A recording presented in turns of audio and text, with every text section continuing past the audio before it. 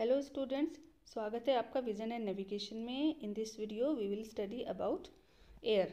So our chapter is 15 air around अस.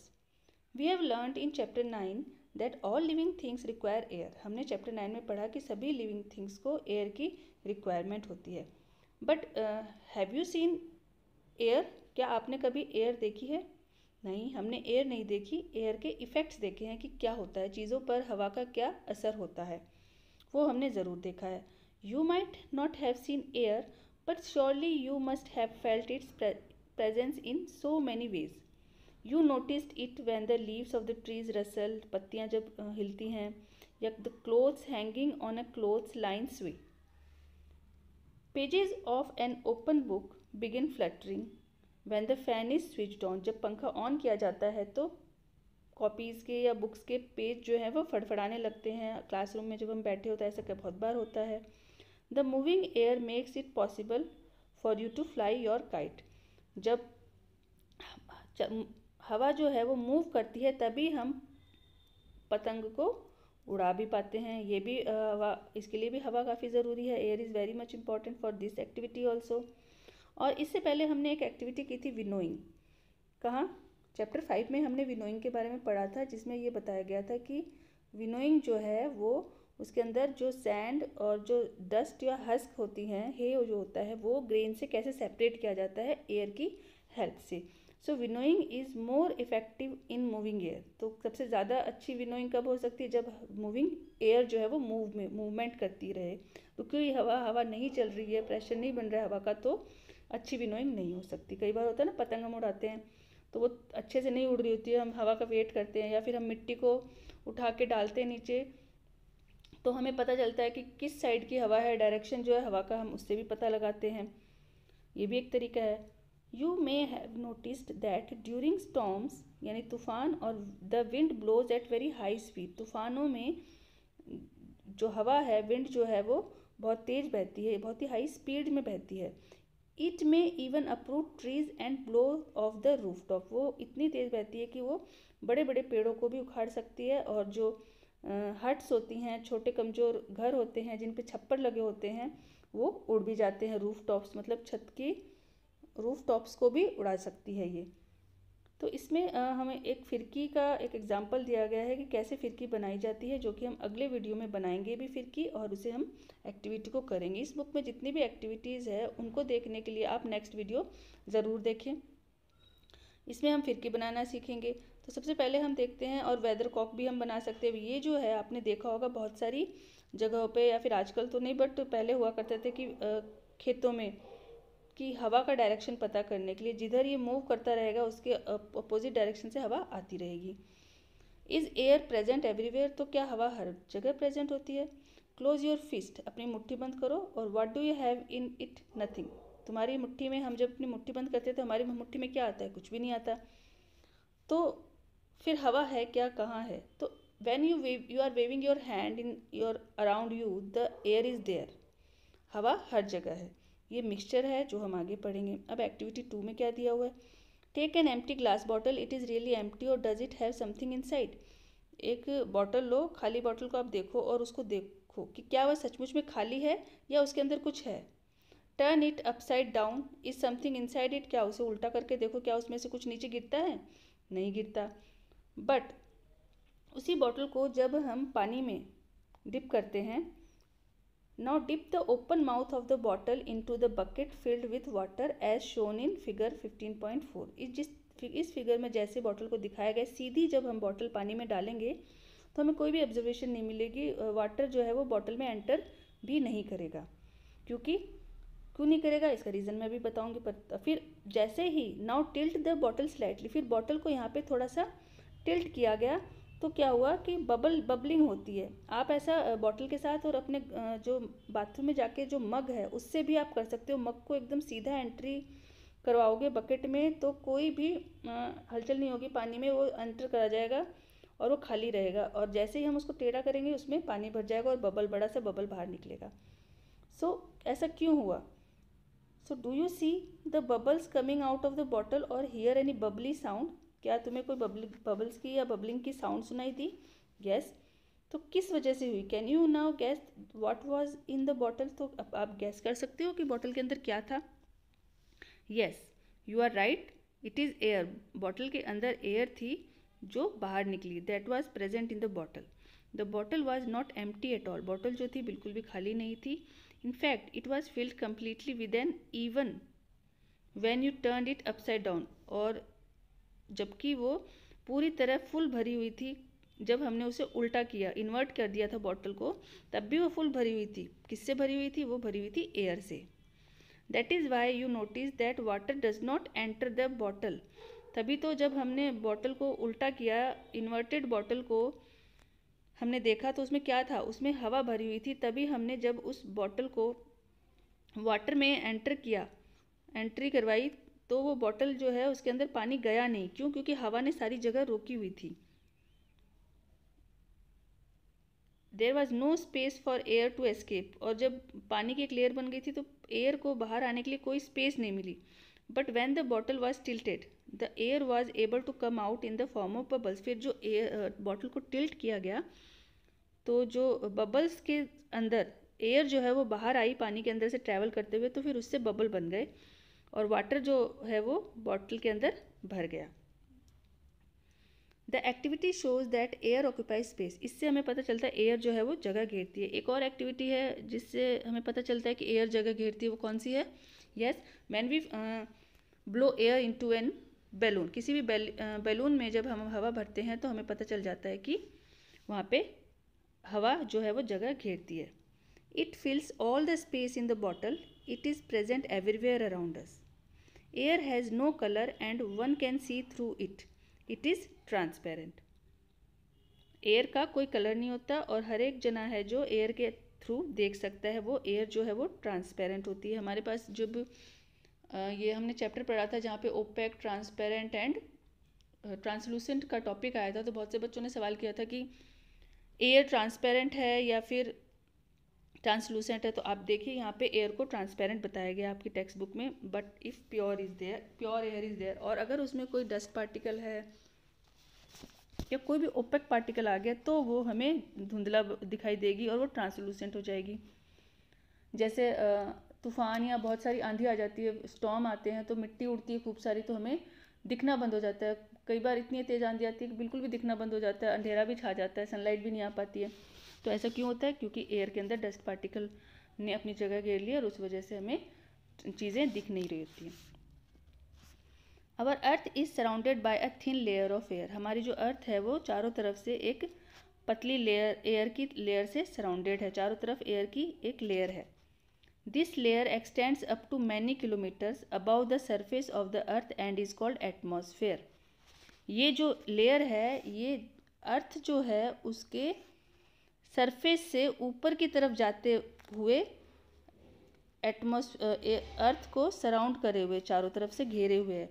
और ये mixture है कई सारी एयर गैसेस का, और मैं कई किलोमीटर तक है ये सरफेस से ऊपर की तरफ। तो जिसको हम क्या कहते हैं? Atmosphere. It is called atmosphere. The layer which extends up to many kilometre above the surface of the earth is called atmosphere. और एटमॉस्फेयर की एक और डेफिनेशन है जो मैं आपको बता दूँ कि the envelope of air surrounding the earth is known as atmosphere. क्या है दूसरी डेफिनेशन? आप लिख लीजिए कॉपी में। The envelope of air surrounding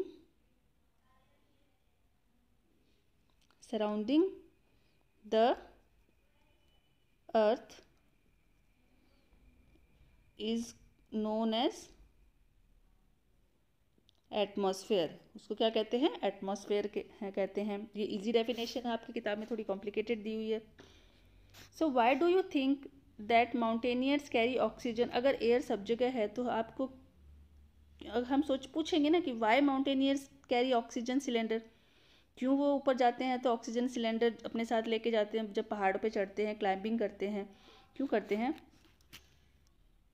yes, mountaineers carry oxygen cylinder while climbing high mountains because as we go up in the atmosphere, जैसे जैसे हम ऊपर जाते हैं एटमॉस्फेयर में, सो जो ऑक्सीजन का लेवल है, the level of oxygen goes on decreasing, कम होता जाता है।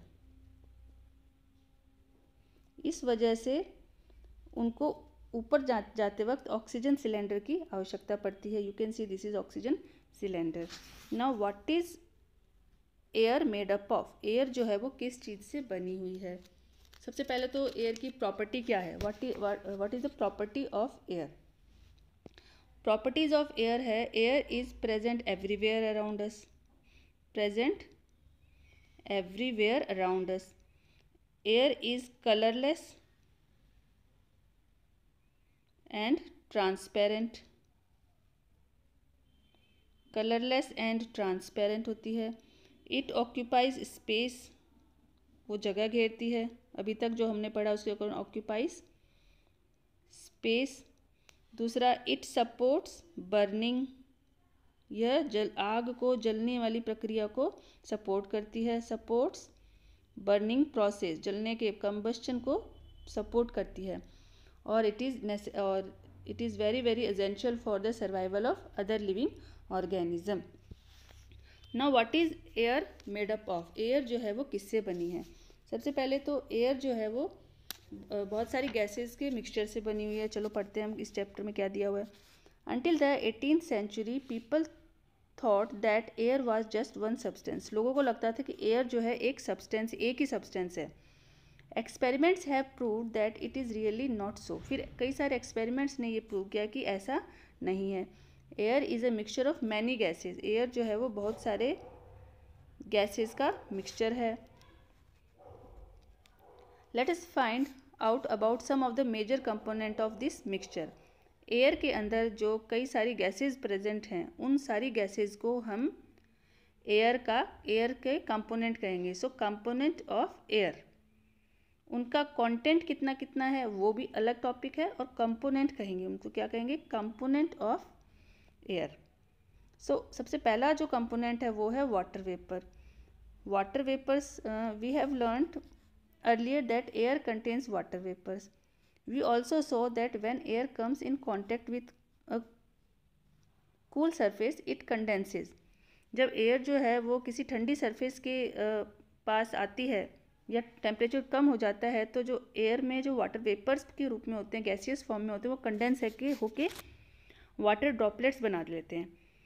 और जैसा हम जब बॉटल को फ्रिज में से निकालते हैं, तो आप या फिर कोई भी ग्लास के अंदर आइस रखते हो, तो आप देखोगे उसके बाहर की तरफ ड्रॉपलेट्स आ जाती हैं, वाटर ड्रॉपलेट्स। तो इससे पता चलता है कि एटमॉस्फेयर में वाटर वेपर की प्रेजेंस है। हमारे आसपास जो एयर है उसके अंदर वाटर वेपर्स होते हैं। The presence of water vapour in air is important for the water cycle in nature. यह वाटर साइकिल के लिए बहुत ही इम्पॉर्टेंट है। नेक्स्ट कंपोनेंट है ऑक्सीजन। अगर इसके लिए भी एक्टिविटी है, इस एक्टिविटी को कैसे करना है कि इस एक्टिविटी में हमें कैंडल को बर्न करें। 2 कैंडल जो हैं वो जलाएं, और दोनों कैंडल को, हमें ये पता है कि ऑक्सीजन जो है वो जलने के लिए बहुत ज़रूरी होती है। पर क्या यहाँ पे एयर है? इस एयर में ऑक्सीजन है। एयर के अंदर कंपोनेंट कौन कौन से हैं? एक तो वाटर वेपर, H2O के वेपर्स, ठीक है। दूसरा ऑक्सीजन होते हैं। तो ऑक्सीजन है कि नहीं ये कैसे पता चलेगा? इसके लिए ये एक एक्सपेरिमेंट है जिसमें 2 कंटेनर लिए गए, उनमें 2 बर्निंग कैंडल रखी गई। फिर दोनों कैंडल्स के ऊपर एक छोटा ग्लास रख दिया गया और एक बड़ा ग्लास रख दिया गया। उसमें थोड़ी देर बाद क्या होगा कि जो कैंडल है वो जलना बंद कर देगी। क्यों? क्योंकि वहाँ पे ऑक्सीजन की कमी हो गई, या ऑक्सीजन जो थी वो सारी यूटिलाइज हो गई। चलो पढ़ते हैं। In the presence of your teacher fix 2 small candles of the same size in the middle of the 2 shallow container. किसी भी कंटेनर में हम कैंडल फिक्स करेंगे। Now fill the container with some water. फिर उसमें थोड़ा पानी भरो। Light the candle and then cover each one of them with an inverted glass. फिर उसमें उनको जलाकर उनको एक इन्वर्टेड ग्लास से आप बंद कर दो। एक जो है उन्होंने बोला है कि 1 मच टॉलर देन अदर, एक जो ग्लास है वो दूसरे से लंबा होना चाहिए। फिर थोड़ी हमें ऑब्जर्वेशन करनी कि क्या होता है, कि बर्निंग कैंडल के साथ क्या हुआ और वाटर लेवल का क्या हुआ। तो इसमें ऑब्जर्वेशन क्या हुआ कि कैंडल जो है वो फ्लिकर करती है, थोड़ी देर के लिए फड़फड़ाती है, फ्लिकरिंग होती है उसमें, और उसके बाद ब्लोज आउट, ठीक, और थोड़ी देर के लिए जलती है। This is because the burning takes place in the presence of oxygen which is a component of air, और when most of the air is used up, फिर मतलब बहुत सारी जो एयर थी वो यूज़ हो गई, तो कैंडल जो है वो जलना बंद हो गई, और it can no longer burn and blow out, and the level of water inside the glass rises up when the candle blow out. जब कैंडल जल रही थी तो ग्लास का जो पानी है उसका जो वाटर लेवल था वो ऊपर बढ़ गया। क्यों? क्योंकि ऊपर की हवा जो थी वो ख़त्म हो गई, तो ऊपर जगह बन गई, तो पानी जो ऊपर बढ़ता गया, ऊपर उसका लेवल राइज हो गया। The burning of candle must be due to presence of some component. जो कैंडल जो थी जल रही थी वो कौन से कंपोनेंट की वजह से जल रही थी? Yes, burning can occur only in the presence of oxygen. जो जलने की प्रक्रिया है जिसे हम कंबस्चन कहते हैं, जलने की प्रक्रिया को, बर्निंग को हम साइंस में क्या कहते हैं? कंबस्चन, ठीक है। Burning can occur only in the presence of oxygen. We see that one component of air is oxygen. Now हमें पता चल गया, एक तो है हमने पढ़ लिया है वाटर वेपर, और दूसरा कंपोनेंट कौन है? ऑक्सीजन। फिर we see that one component of air is oxygen. Now the amount of air and hence its oxygen component inside each gas in our experiment is limited. तो gas में जो glass में जो gas थी, oxygen gas, वो limited थी, और उस वजह से वो जितनी ऑक्सीजन थी उतनी देर ही कैंडल जल पाई, और इसके बाद वह नहीं जली। और उससे क्या हुआ कि जो पानी था वो उसको जगह मिल गई ऊपर बढ़ने के लिए। Now another component is nitrogen. Now another component of air is nitrogen. Did you observe that major part of air is still present in the glass bottle even after the candle blew? Candle के जलने के बाद भी थोड़ी जगह खाली थी glass में, वो किसकी थी? This indicates that the presence of some other gases. इसका मतलब ऑक्सीजन तो जल के ख़त्म हो गई, तो अब वहाँ पे कौन सी गैसेज आ गई होंगी? या तो कार्बन डाइऑक्साइड आई है, कुछ और गैसेज आई हैं, तो विच डज नॉट सपोर्ट बर्निंग, जो कि जलने को सपोर्ट नहीं कर रही थी। तो the major part of air which does not support burning candle is nitrogen. It takes up nearly 4/5 of the space that air fills. जितनी में हवा भरी होती है उसका 4 to 5 पार्ट जो है वो नाइट्रोजन का होता है। Another is carbon dioxide. In a close room, carbon dioxide के लिए हम कैसे पढ़ सकते हैं इसको, कि in a close room if there is some material that is burning you might have felt suffocation. अगर किसी, ऐसा हमें करना नहीं है कभी भी, बंद कमरे में हमें जलते हुए सामान, जैसे सर्दियों में सब अंगीठी है रख लेते हैं, ऐसा नहीं रखना चाहिए। या रूम हीटर जो है वो भी हमें बंद कमरे में जला के नहीं सोना चाहिए, क्योंकि उससे सफोकेशन हो सकता है और वो डेंजरस हो सकता है। तो क्यों होता है डेंजरस? क्योंकि वहाँ पे कार्बन डाइऑक्साइड की मात्रा बढ़ जाती है। यहाँ पे लिखा हुआ है this is due to excess of carbon dioxide that may be accumulating in the room as the burning continue. कोई भी चीज़ जल रही है तो वहाँ पे कार्बन डाइऑक्साइड का एक्यूमुलेशन हो रहा है, जमा होती जा रही है, और वो उस जगह को गर्म भी कर देगी और सफोकेटिंग करेगी जो भी इंसान वहाँ पे है।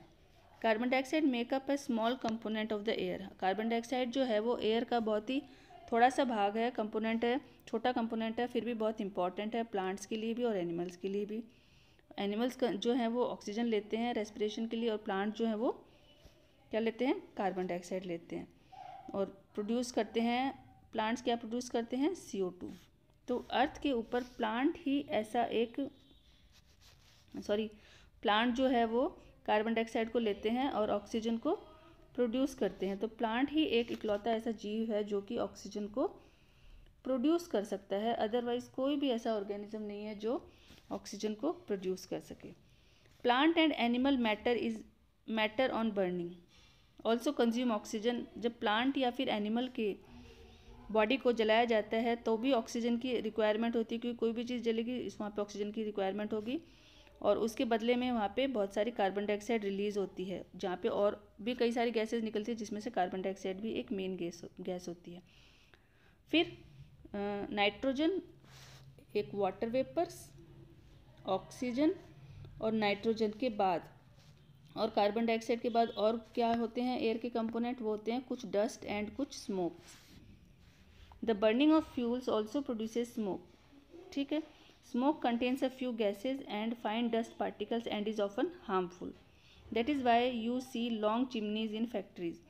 फैक्ट्रीज़ में बहुत लंबी लंबी चिमनियाँ लगी होती है ताकि वो जो भी हार्मफुल डस्ट और स्मोक जो है वो ऊपर एटमॉस्फेयर में छोड़ा जाए, जहाँ पे आसपास ना छोड़ा जाए। मतलब अगर चिमनियाँ ऊंची नहीं होगी तो आसपास हमारे आसपास फैलेगी, और जिससे हमें सांस लेने में और बर्ड्स को, प्लांट्स को और ह्यूमन बींग्स को, एनिमल्स को प्रॉब्लम होती है। इसलिए चिमनीज़ को ऊपर रखा जाता है। This take the harmful smoke and gases away from our nose and but bring it closer to the birds flying up in the sky. So उनके लिए तो फिर भी ये डेंजरस ही रहता है। Dust particles are always present in air. Dust particle जो है वो एयर में हमेशा ही प्रेजेंट रहते हैं। Activity 4, find a Sunny room in your school. कोई भी ऐसा रूम जहाँ पे सूर्य की रोशनी बहुत अच्छे से आती हो।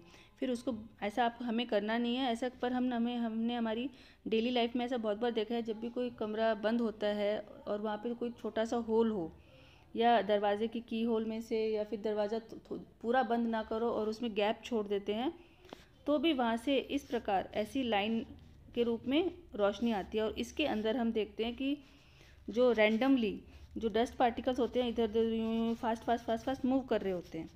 तो ये क्या होते हैं, डस्ट की प्रेजेंस को हमें दिखाता है कि हाँ एनी टाइम जो है वो डस्ट पार्टिकल्स प्रेजेंट रहते हैं।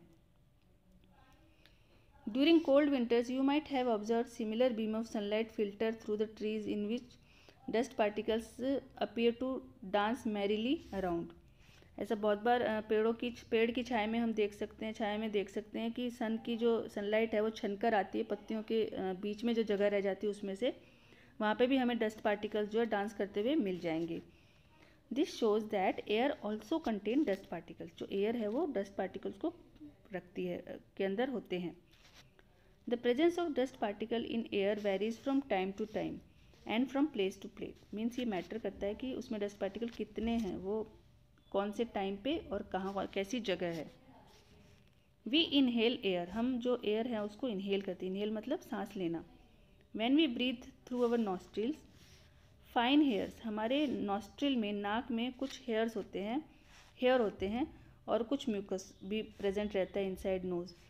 जो वो किस लिए प्रेजेंट रहता है, वो डस्ट पार्टिकल्स को हमारे बॉडी में रेस्पिरेटरी सिस्टम में जाने से रोकने के लिए होता है। So fine hair and mucus are present inside the nose to prevent dust particles from getting into the respiratory system.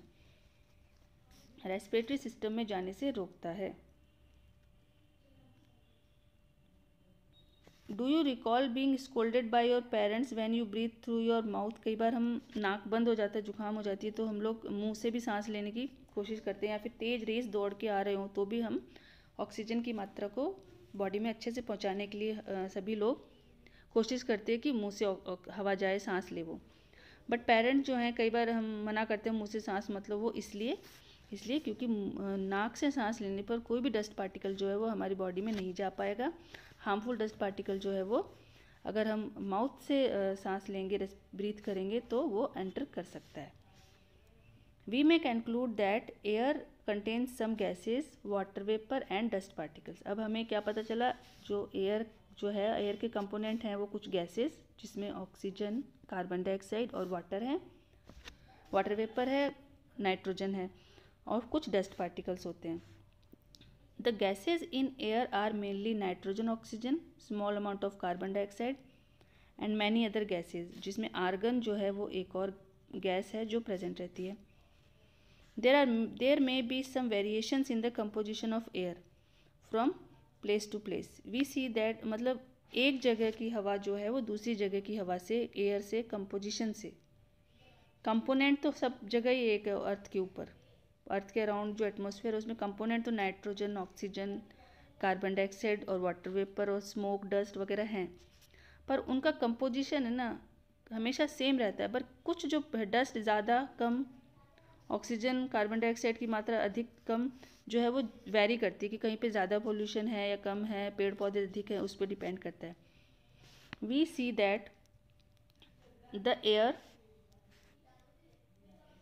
Mostly contain nitrogen and oxygen. अब आप जो देख रहे हैं यहाँ पे ये इस डायग्राम में नाइट्रोजन जो है इसका बहुत बड़ा हिस्सा है, ऑक्सीजन का इतना पार्ट है, और ये carbon dioxide vapour, water vapour and other gases का कंपोजिशन है। तो ये डायग्राम जो है हमें याद करना है। कंपोजिशन ऑफ एयर में हम इस डायग्राम को ड्रॉ कर सकते हैं, जिससे हमें पता चलता है कि नाइट्रोजन, ऑक्सीजन और ये सब है गैसेस, कौन सी गैस कितनी है। तो नाइट्रोजन जो है, मैं आपको बताऊं, नाइट्रोजन जो है इस पूरे में 78% नाइट्रोजन है, और जो ऑक्सीजन है वो 21%, और कार्बन डाइऑक्साइड 0.03, बहुत ही कम है कार्बन डाइऑक्साइड का कंटेंट, फिर भी वो प्रेजेंट होती है इसमें, इस कंटेंट में प्रेजेंट होती है। यहाँ पे दिया हुआ है 99%, in fact 2 gases together make 99% of the air, जो कि नाइट्रोजन और ऑक्सीजन है दोनों मिलकर 99% बनाती हैं। 1% जो है वो कार्बन डाइऑक्साइड और कुछ अदर गैसेज, वाटर वेपर और डस्ट मिलकर बनाते हैं। Now how does oxygen become available to animals and plants living in water and soil. तो जो एनिमल्स वाटर में या सॉइल में रहते हैं, अंडरग्राउंड में रहते हैं, लैंड के अंदर रहते हैं, ज़मीन के अंदर रहते हैं, उनको ऑक्सीजन कैसे मिलती है, और वाटर के अंदर जो लोग हैं वो कैसे ऑक्सीजन लेते हैं, जो एनिमल्स हैं। तो organisms which are living under the soil such as in the roots of plant respire by taking oxygen present in the soil. तो वो कहाँ से लेते हैं oxygen which is present in the soil के जो पार्टिकल्स होते हैं उनके बीच में जो स्पेसेस होती हैं वहाँ पे ऑक्सीजन जो है वो प्रेजेंट रहती है, वो ऑक्सीजन जो एनिमल्स लेते हैं। सम ऑर्गेनिज्म मेक डीप बरोज, कुछ ऑर्गेनिज्म होते हैं वो गहरी बिल बना लेते हैं, बरोज जो होती है ना, जैसे रैबिट है और रैट हैं, या फिर होल्स बना लेते हैं तो इन द सॉइल, और जिसके थ्रू उनके पास एयर पहुंच जाती है, ऑक्सीजन पहुंच जाती है रेस्पिरेशन के लिए। और कई बार होता है कि जब बारिश होती है, व्हेन इट रेन्स, बारिश के दौरान क्या होता है, भारी बारिश होगी, हैवी रेन होने से वाटर जो है वो water फिल्स up all the spaces हैं, जिस वजह से जो एयर है वो सॉइल में, spaces occupied by the air in the soil, तो सॉइल के अंदर जो एयर है वो वाटर से भर जाती है। तो फिर जो ये ऑर्गेनिज्म है ये बाहर आते हैं। आपने देखा होगा बारिश में जो अर्थवर्म है और स्नेक्स, रैट और भी कई तरह के एनिमल्स जो हैं वो जो बाहर आ जाते हैं, सैलेमेंडर है, ये सारे एनिमल्स जो हैं बारिश में क्यों बाहर आ जाते हैं, क्योंकि अंडरग्राउंड में वाटर भर जाता है, तो इनको ऑक्सीजन की ऊपर ज़रूरत होती है, तो उसकी पूरी करने के लिए ये आते हैं बाहर। How is the oxygen in the atmosphere replaced, जो एटमॉस्फेयर के अंदर जो ऑक्सीजन है वो कैसे रिप्लेस करी जाती है। पहले तो इसमें हमने कई बार आपने विंडमिल देखी है, ठीक है। So in chapter 7 we read about photosynthesis. In this process, हमने फोटोसिंथेसिस के बारे में पढ़ा था। So in this process plant make their own food and oxygen is produced along with it. हमने फोटोसिंथेसिस प्रोसेस में पढ़ा है कि जो प्लांट्स है वो फूड बनाते वक्त ऑक्सीजन भी बाय प्रोडक्ट के रूप में बनाते हैं, but they produce more of it than they consume. तो ऑक्सीजन जो है ना वो इतनी ज़्यादा बनाते हैं, उनको उसकी ज़रूरत नहीं होती। तो इसीलिए हम कहते हैं कि प्लांट जो है वो ऑक्सीजन को बनाते हैं, means we say that plant produce oxygen. Actually वो ऑक्सीजन बना नहीं रहते, प्रोड्यूस नहीं करते, वो तो उनका बाय प्रोडक्ट होता है, और इतना एक्सेस में बनता है कि उनको रिलीज़ करते वक्त हमको वो बहुतायत में मिलता है। तो हमारे लिए तो ये है कि वो बनाते हैं ऑक्सीजन, ठीक है। तो it is obvious that animal can not live without plant. तो ये हो गया कि हम प्लांट्स के बिना नहीं रह सकते। Similarly plants can not live without animals also. कैसे, उनको CO2 कहाँ से मिलेगी, फिर वो तो एनिमल से ही मिलेगी ना। So they would consume all the carbon dioxide. अगर एनिमल्स नहीं होंगे तो प्लांट्स हैं वो नॉन स्टॉप CO2 को कंज्यूम कर लेंगे और एब्जॉर्ब कर लेंगे एटमॉस्फेयर की, और फिर we can see that both need each other. तो और फिर उनको और बाकी कार्बन डाइऑक्साइड कहाँ से मिलेगी, नहीं मिल पाएगी, तो वो भी मर जाएंगे और हम भी नुकसान उठाएंगे उस चीज़ का। We can see that both need each other as the balance of the oxygen and carbon dioxide in the atmosphere is thus maintained. तो इस प्रकार ऑक्सीजन और CO2 का जो बैलेंस है वो मेंटेन रहता है। यानी ऑक्सीजन कौन देता है? ऑक्सीजन किधर से आई? प्लांट से और एनिमल्स, ऐसे बैलेंस बना रहता है। We can now appreciate how important air is for life on earth. तो इससे हमें थैंकफुल होना चाहिए कि हमारी अर्थ पर एयर है और कितनी इम्पोर्टेंट है। So why air is essential to us? Air help the windmill to rotate and produce electricity from tube wells and to run floor mills. Air help bird and insect to fly. Birds को fly करने के लिए help करती है. Also parachutes, aeroplanes, sailing yachts, gliders, ये जो हैं ये एयर की वजह से नहीं बन सकते। ये जो है इंपॉर्टेंट पैराग्राफ है, आप इसको अंडरलाइन कर लो। इसमें बहुत सारे एयर के जो हैं वो यहाँ से यहाँ तक क्या दिए हुए हैं, इंपॉर्टेंस दी हुई है एयर की। Help in the dispersal of seed, and जो कि हमने चैप्टर में पढ़ा था वो बर्स्ट हो जाते हैं और सीड उड़ जाते हैं। इंपॉर्टेंट रोल होता है वाटर साइकिल में भी एयर का, क्योंकि क्लाउड्स को यहाँ से वहाँ कौन लेके जाता है? एयर ही लेके जाती है। So this was all about chapter. चलो थोड़े क्वेश्चन आंसर कर लेते हैं इसके। इसमें क्वेश्चन आंसर हैं थोड़े ही हैं। What is the composition of air? Air का कंपोजिशन क्या है?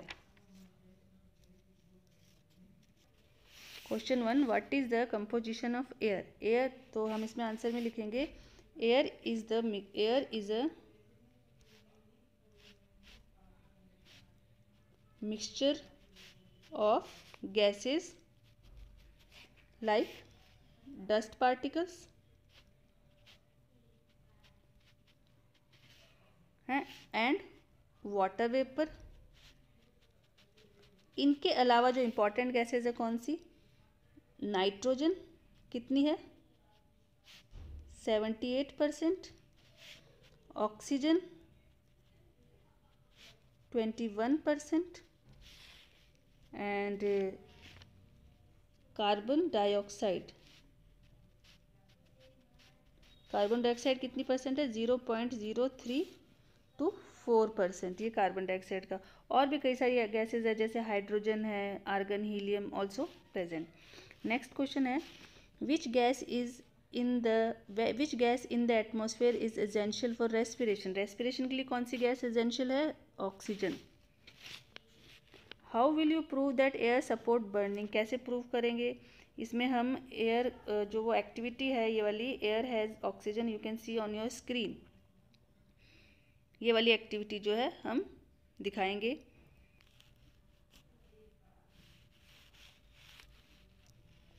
आंसर नंबर 3 के लिए आप ये वाला डायग्राम हम बनाएंगे जो फिगर 15.6 है, इसको डायग्राम को बनाकर इसको एक्सप्लेन करेंगे।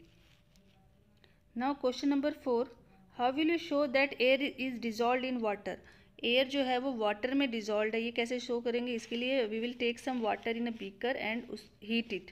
We will observe some water bubbles on the bottom of that container, so that show us that water is dissolved in air is dissolved in water. For this we can make this diagram. ये वाला diagram है जो इसमें हम बना सकते हैं साथ में। And we will find the tiny bubbles, these bubbles are due to the air present in the water. ये जो बबल दिखाई दे रहे हैं ये जो एयर है उसकी वजह से है जो कि वाटर में प्रेजेंट है।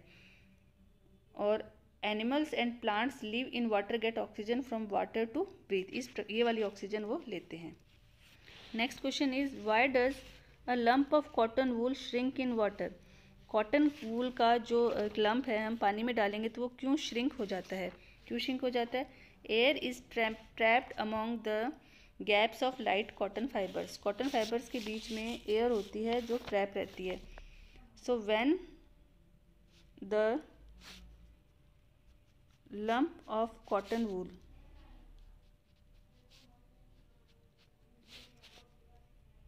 is dipped into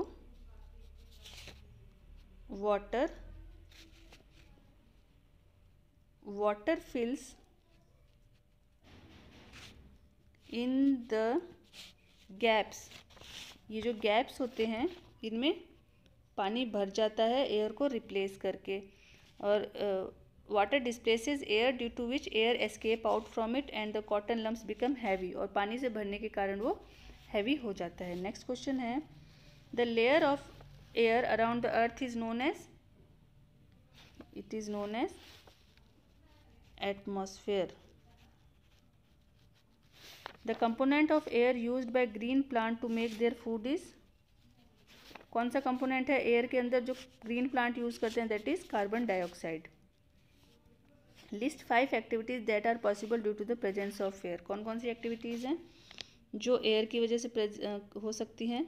एक तो रेस्पिरेशन, सबसे पहला तो है रेस्पिरेशन। दूसरा कंबस्शन, जिसे हम बर्निंग लिखेंगे यहाँ पे, आपकी 6th क्लास में हम बर्निंग बोलेंगे। थर्ड है rotation of windmill.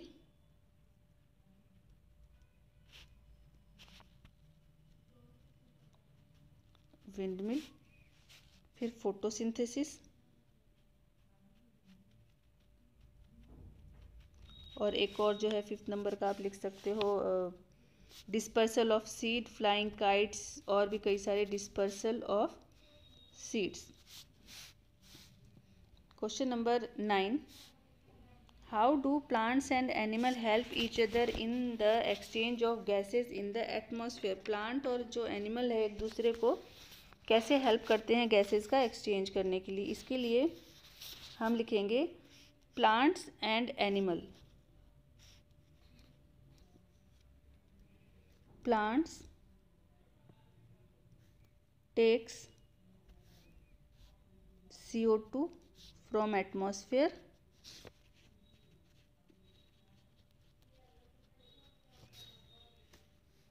for the process of for photosynthesis।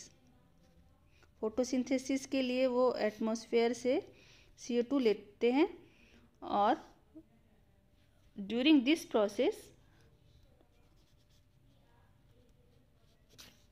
Process they release what, क्या रिलीज करते हैं, oxygen. So this oxygen is taken up by animals.